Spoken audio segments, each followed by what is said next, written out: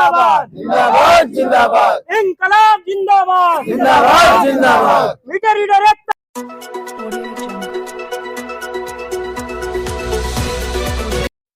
नमस्कार दर्शकों, न्यूज अड्डा में आपका स्वागत है। मैं हूं आपके साथ शकील सिद्दीकी। दर्शकों, आपको बता दें कि उत्तर प्रदेश की योगी सरकार जिस तरह से लगातार विभागों के निजीकरण को लेकर फैसले लेती जा रही है और अभी विद्युत विभाग को निजीकरण को लेकर फैसला लिया गया, जिसमें कई ऐसे उपक्रम हैं जिनको प्राइवेट किया जा रहा है। स्मार्ट मीटर लगाए जा रहे हैं, यानी कि अब ये प्रीपेड हो जाएंगे। और जिस तरह से वर्टिकल सिस्टम लागू किया जा रहा है उत्तर प्रदेश में, इसके चलते जो आउटसोर्सिंग के जरिए जिन लोगों को रखा जा रहा है और उनका जीवन यापन पे खतरा मंडरा रहा है।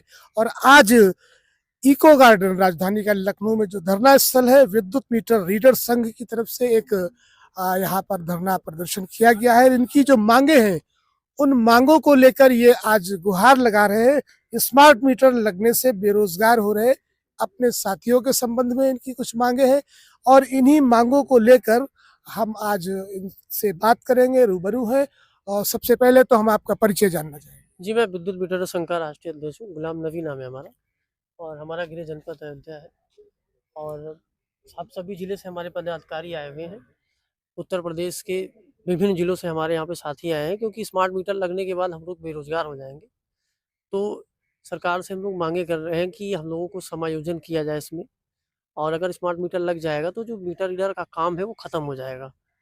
और अभी इन्होंने नया वो बनाया है निगम आउटसोर्सिंग का, उसमें हम लोगों का नाम ही नहीं है, मीटर रीडर का नाम ही नहीं है इसमें। दर्शकों, आपको बता दें कि जिस तरह से निजीकरण का ये मामला उत्तर प्रदेश में आया है, हालांकि नोएडा एक प्रयोग किया गया था, लेकिन वहां आज क्या दशा है सारे लोग जानते हैं। जो नया एक निगम बनाया गया है आउटसोर्सिंग के लिए, जो पुराने लोग उसमें काम कर रहे थे, इनके नाम को उस सूची में शामिल नहीं किया गया। सबसे पहली मांग तो यही आपकी है। तो इसे लेकर आपने अभी तक अप्रोच कहाँ तक किया है? मैंने मिनिस्टर साहब को भी लिखा है, मेल भी किया है, और AK शर्मा जी को मैंने ट्वीट भी किया है, उनको भी मेल किया है, और जो MD है मैंने उनको भी भेजा है। बाकायदा सबको मैंने मेल और फैक्स दोनों किया है। और जहाँ तक कि मैं जाता हूँ मिलने के लिए, तो मुख्यमंत्री जी के यहाँ से मुझे अनुमति नहीं मिलती अंदर जाने की। बड़ा सवाल है जब कोई अपनी मांग को लेकर मुख्यमंत्री के दर पर पहुंचता है, जबकि मुख्यमंत्री का कहना है कि उत्तर प्रदेश में 25 करोड़ 26 करोड़ आबादी का ये प्रदेश है, कोई भी व्यक्ति मुख्यमंत्री तक पहुंच सकता है। सबका साथ सबके विकास का नारा भी इस बात की जमानत है। लेकिन उसके बाद अभी ये सवाल खड़ा हुआ है कि ये मुख्यमंत्री तक पहुंचे थे लेकिन इन्हें मिलने नहीं दिया गया। तो फिर माननीय मुख्यमंत्री जी के वो जो दावे हैं, जो वो ट्वीट करते रहते हैं लगातार, उनका जो एक फेसबुक पर उनका पेज बना हुआ है योगी आदित्यनाथ के नाम से, उस पर जिस तरह से वीडियोस आते हैं, या तो फिर वो झूठे हैं या फिर मुख्यमंत्री की जो टीम काम कर रही है वो टीम मुख्यमंत्री तक, लोगों तक नहीं पहुंचने दे रही है। तो अब आप मुख्यमंत्री तक नहीं पहुंच पाए हैं। आपने मध्यांचल विद्युत वितरण निगम के तो मैं मेल भी कर रहा हूँ और कागजी मैं उनको पहुँचा रहा हूँ, उनके यहाँ कॉल कर रहा हूँ, उनके ऑफिस के लोग फ़ोन उठा रहे हैं, बात कर रहे हैं। और जो मिनिस्टर हैं AK शर्मा के यहाँ से नहीं बात हो पाई, तो जो सेकंड वाले मिनिस्टर हैं उधर पश्चिम के, मैंने उनको फ़ोन किया था। तो सारे लोग बात को सुनते जरूर है, लेकिन उसका समाधान कोई नहीं कर रहा है। मतलब इम्प्लीमेंटेशन नहीं हो रहा। आपने मेल किया, आपने चिट्ठी भेजी और अब बात कर रहे हो, उसका कोई जवाब नहीं आता।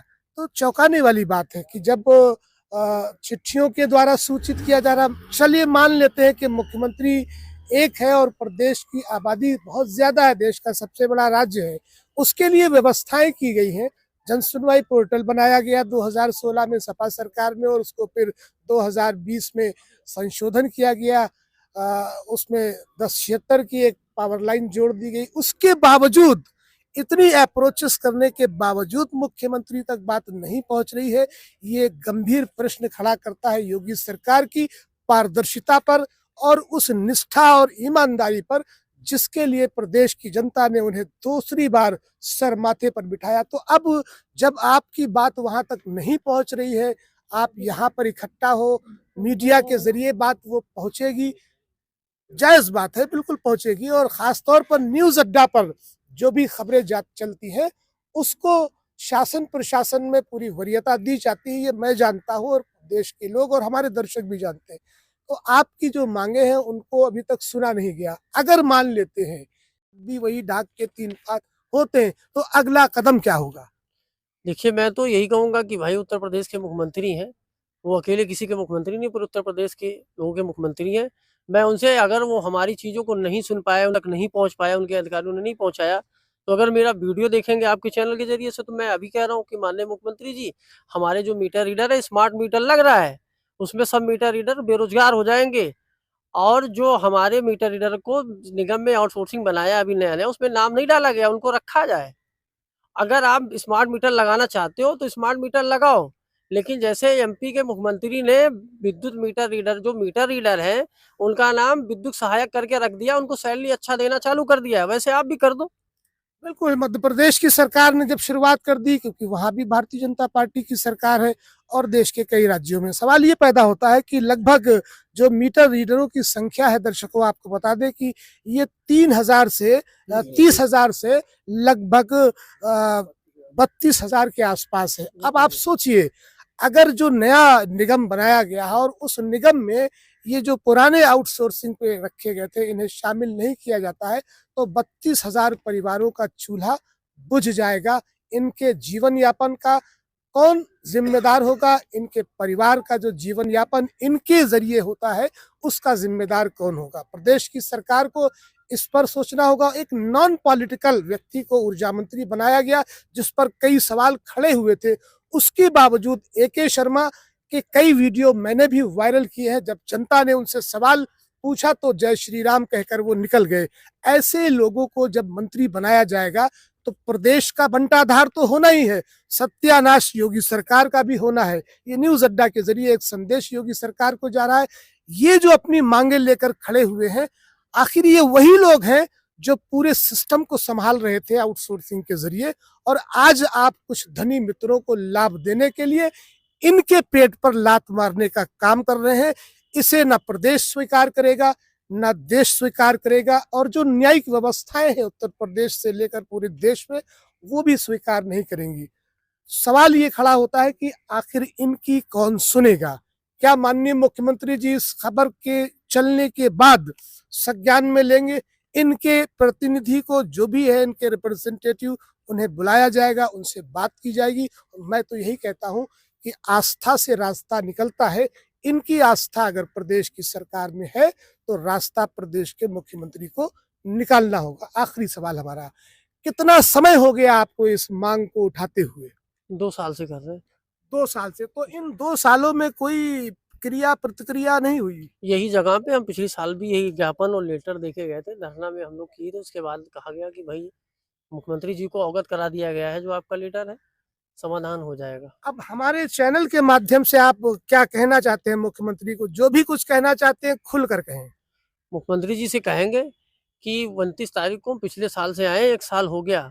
मेरे पास एविडेंस भी, मैंने लेटर पहुंचाया भी था, आपके शासन के अंतर्गत ही पहुंचाया अब तक। तो उस पे आप समस्या का हमारे जो है समाधान कर दें। जो हमारे मीटर रीडर साथी हैं, हम लोग की बड़ी संख्या है।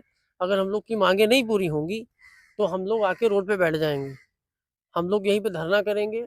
अगर भाई उसमें हमारे साथी में कोई अगर ऐसी भावना प्रकट होगी, उसकी अगर सोचेगा कि मैं बेरोजगार हो जाऊंगा, अगर वो मेंटली डिस्टर्ब हो जाएगा, सब डिप्रेशन में चले जाएंगे। कोई आत्महत्या कर लेगा, कोई रोड पे, कोई अगर डिप्रेशन में आदमी होता है तो तरह तरह की घटनाएं उसके साथ घटना चालू हो जाती है।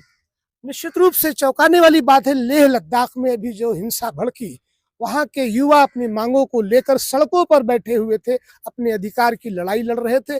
जब देश के युवाओं में निराशा और हताशा पैदा होती है तो आक्रोश निकल कर सड़कों पर आता है। उसी तरह से ये भी है, इनकी भी अपनी एक हताशा है, सरकार को लेकर इनकी एक निराशा है।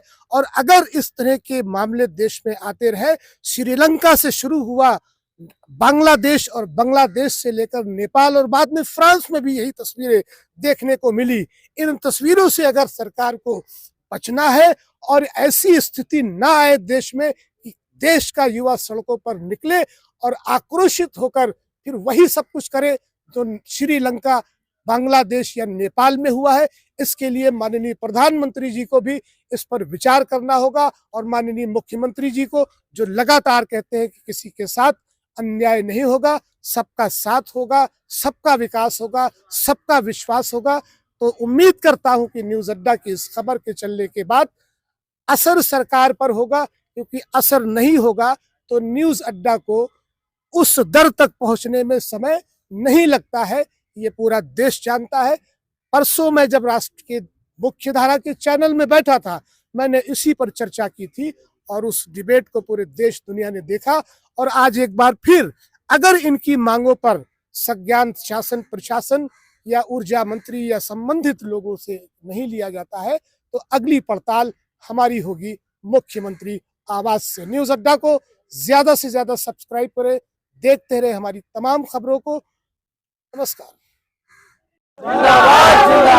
लीडर एकता जिंदाबाद जिंदाबाद जिंदाबाद इंकलाब जिंदाबाद जिंदाबाद जिंदाबाद इंकलाब जिंदाबाद जिंदाबाद जिंदाबाद मीटर रीडर एकता जिंदाबाद जिंदाबाद जिंदाबाद मीटर रीडर एकता जिंदाबाद जिंदाबाद जिंदाबाद मीटर रीडर एकता जिंदाबाद जिंदाबाद जिंदाबाद इंकलाब जिंदाबाद जिंदाबाद जिंदाबाद इंकलाब जिंदाबाद जिंदाबाद जिंदाबाद